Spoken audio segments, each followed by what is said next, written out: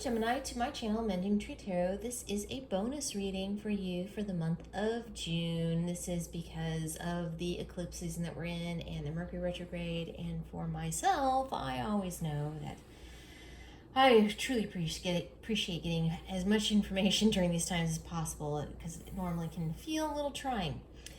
What I have done, just to let you know, I take pop-outs and this can take some time. So I'm trying something new. I have gone ahead and done all of that work ahead of time. So I have it all set here just to save everyone a little bit of time there. If you like that I'm doing that, please like or make a comment down below. It helps me know that you would like for me to continue to do it that way. Also, please know that this is a general reading, so it will not resonate with everyone. So please take what resonates with you and leave the rest behind. I am choosing to focus the readings on the area of the astrology chart that these events are kind of landing in. And so for you, Gemini, this is happening in your first house. So this is all about new beginnings and kind of a reset for you altogether. Okay, so in looking at your reading so far, it's especially, okay, we'll get there, but it looks like that's exactly what's happening here. So that being said, for the oracle cards, I've used Wisdom of the Oracle by Colette Baron Reed. You did get all of your oracle cards in reverse, just so that you can see it upright. The first that you got was a change in the wind.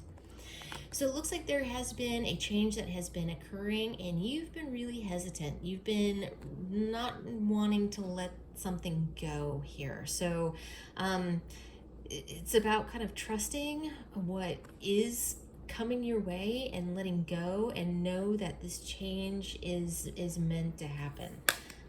That's really what it's saying. And that in this process, this is fork in the road. I'll show you in the upright there. Fork in the road is about there's some kind of decision that you need to make in your life, maybe in one or multiple areas of your life here, and you have to make a choice, and you've been sitting on the fence about this.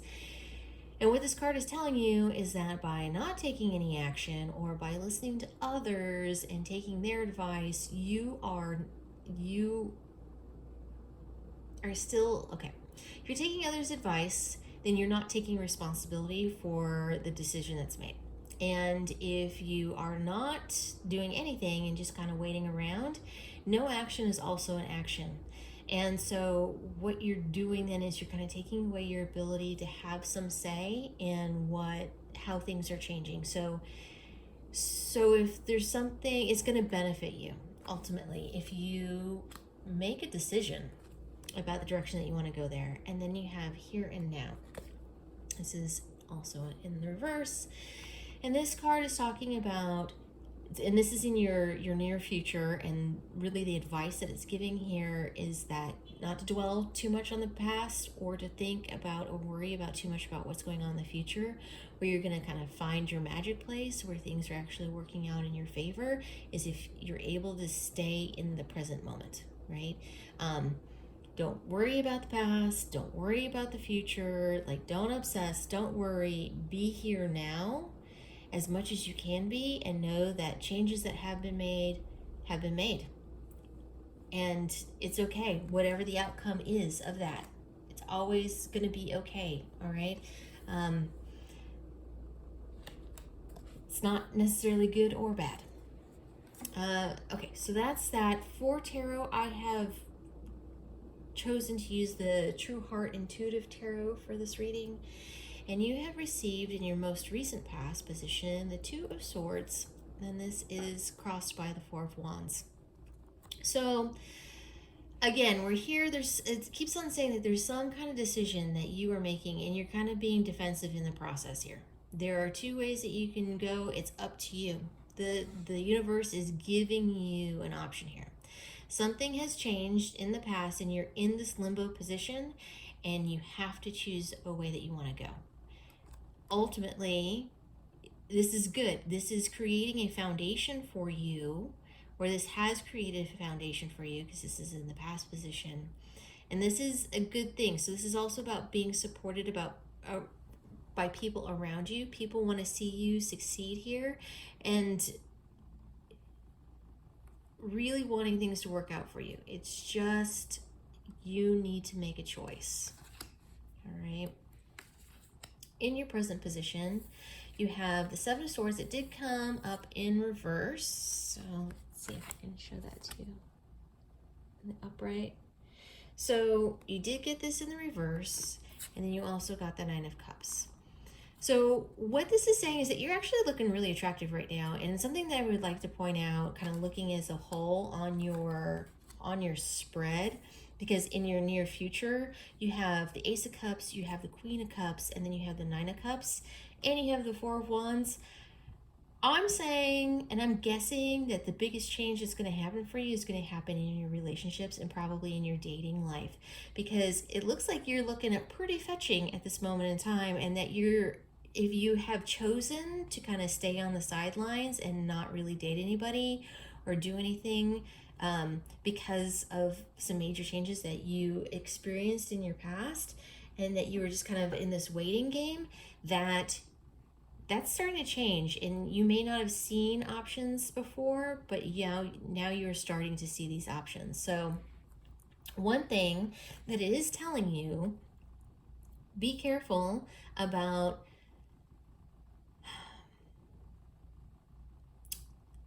lying. I'm going to say lying to yourself, because this card can be about deceit, yes, and about lies, and about like all those not nice things in life. And especially in reverse, it's speaking to this. It can, Anyway, point being, you need to be honest with yourself with what it is that you're looking for, and honest with yourself if you are pushing opportunities away from you. That is actually a very specific energy that I'm getting with this card at this moment in time. Be careful to not push opportunities away from you. This is partly in this needing to make a decision kind of thing. You can't stay in that limbo for forever. You're looking real good right now, and you're really acting as a magnet for things that you want in your life. And so really be honest with yourself about whether or not you're being receptive to these opportunities, whether or not you're being open to them. Are you lying to yourself about what it is that you need? And I'm not trying to call you out here, but in a way, I guess I kind of am, is about really being honest with yourself about what potentially could be. And were you lying to yourself before about what you thought potentially could be? Okay, I'm gonna leave that at that. I feel like but in your near future, and the time frame that I'm putting here is more towards the end of June, beginning of July, you have the Ace of Cups. You're going to be experiencing some real emotional fulfillment here. You're going to be offering your cup of love to someone, and then also they're going to be offering it to you, and it's going to be fun and romantic and giving and very abundant. And if you're in a relationship, I'm going to say be careful, because if you don't want to get pregnant, that there's a possibility. Of course, if that's not something that's an option for you, then then that message is not for you. That's just something that can happen with this card. So if you're looking to get pregnant, that could be happening soon. Otherwise, I'm going to say that you are bringing in a new relationship, and this is, I think, a whole new reset for you about how you've been approaching relationships, or even relationships in general, meaning perhaps, like I said, that you took yourself off the market for quite a while, and now is the time that there are going to be some real options for you. You have finished a cycle. It is time for you to move on. This is about deaths and rebirths. This is the new you. And this whole season is about, especially for Gemini, like I said, is about new beginnings. It's about a reset, about a part for you in your life. So this is saying, to me, your reading is focusing on emotional fulfillment. That's where this reset is happening, and that you need to make a decision, and the universe will support that decision. It's going to support it, okay? I am going to pull an oracle card here. I am using the Shaman Stream. Oh, right away. We have Covenant. I will read from the book on this one. This is number 7. Here we go. Covenant. Commitment. Make sure you can see that. Commitment. Sacred contract. The greater good. You're being invited now by the universe to enter into a sacred contract. The Covenant card may also be a call to recognize that an ancient agreement you made with Spirit needs to be renewed or canceled and torn up. It's an opportunity showing up right now that is full of promise, but you are unable to sign and seal the deal and commit to it. The reason is that it needs to be elevated to a sacred covenant.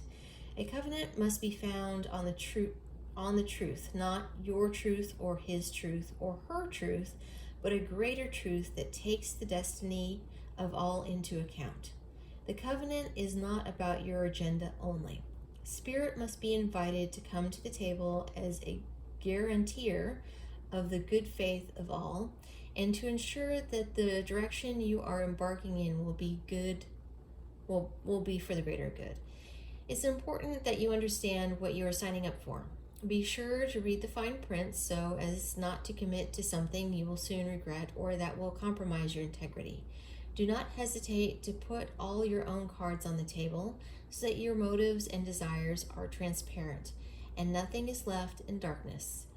When shadow elements remain hidden, the covenant breaks down and becomes a contract with an unspoken dark side that is inevitably fulfilled.